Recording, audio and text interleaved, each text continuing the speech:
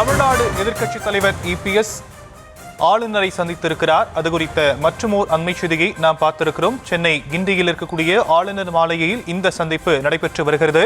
திமுக அமைச்சர்கள் மீதான ஊழல் புகார்கள் குறித்த மனு அளித்திருப்பதாக சொல்லப்படக்கூடிய நிலையில் தமிழக எதிர்க்கட்சித் தலைவர் எடப்பாடி பழனிசாமி தமிழக ஆளுநர் ஆர்.என். ரவியை சந்தித்து பேசியிருக்கக்கூடியதை மற்றுமோர் அண்மை செய்தியாக நாம் பார்த்து வருகிறோம். இபிஎஸ் உடன் முன்னாள் அமைச்சர்களும் ஆளுநரை சந்தித்திருக்கிறார்கள். அது குறித்த தகவல்கள் கிடைக்கப்பட்டிருக்கிறது. சென்னை கிண்டியில் இருக்கக்கூடிய ஆளுநர் மாளிகையில் இந்த சந்திப்பு நடைபெற்று வரக்கூடிய நிலையில் திமுக அமைச்சர்கள் மீதான ஊழல் புகார்கள் குறித்து மனு அளித்திருப்பதாகவும் சொல்லப்படும் அண்மை செய்தி.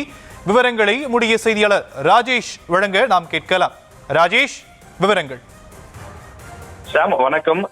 தமிழக எதிர்க்கட்சி தலைவரும் அதிமுக பொதுச் செயலாளருமான எடப்பாடி பழனிசாமி அவர்கள் தற்போது ஆளுநரை சந்தித்திருக்கிறார். சென்னை கிண்டியில் இருக்கக்கூடிய ஆளுநர் மாளிகையில் தமிழக ஆளுநர் ஆர்.என். ரவியை சந்தித்திருக்கிறார்.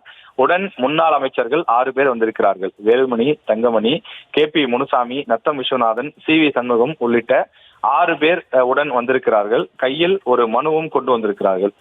நாம் விசாரித்த போது தமிழக அமைச்சர்கள் மீதான திமுகவிலே இருக்கக்கூடிய அமைச்சர்கள் மீதான அந்த ஊழல் பட்டியல் சம்பந்தமாக மனு கொடுக்க வந்திருப்பதாக ஒரு தகவலாக சொல்கிறார்கள். ஆனால் வெளியில் அவர்கள் பேட்டி கொடுக்கும் போதுதான் நமக்கு எதற்காக வந்திருக்கிறார்கள் என்று அதிகாரப்பூர்வமாக தெரிய வரும். விரைவில் தமிழக ஆளுநர் சட்டமன்றத்தில் அந்த முதல் நாள் உரையிலே பேச இருக்கின்றார். எனவே அந்த முதல் நாள் உரையிலே சில விஷயங்களை பேச வேண்டும் என்பதற்காகவும் சுட்டி காண்பிப்பதற்காக எதிர்க்கட்சி தலைவர் வந்திருப்பதாகவும் சொல்லப்படுகின்றது. அரசியல் ரீதியாக பல்வேறு கருத்துக்கள் சொல்லப்படக்கூடிய நிலையில சட்டமன்றம் விரைவில் கூட இருக்கக்கூடிய நிலையில் எதிர்க்கட்சி தலைவர் தமிழக ஆளுநரை சந்தித்திருப்பது முக்கியத்துவம் வாய்ந்ததாக பார்க்கப்படுகின்றது. இது ஏற்கனவே திட்டமிட்ட ஒரு சந்திப்பாக இல்லாமல் திடீரென்று இன்று காலை தான் முடிவாகி தற்போது ஆளுநரை சந்திக்கிறார்கள். வழக்கமாக எதிர்க்கட்சி தலைவர் ஆளுநரை சந்திக்கக்கூடிய நிகழ்வு என்பது ஒரு பெரிய புகார் பட்டியலோடு செல்வதுதான் வழக்கமாக தமிழக அரசியலில் இருந்து வருகிறது.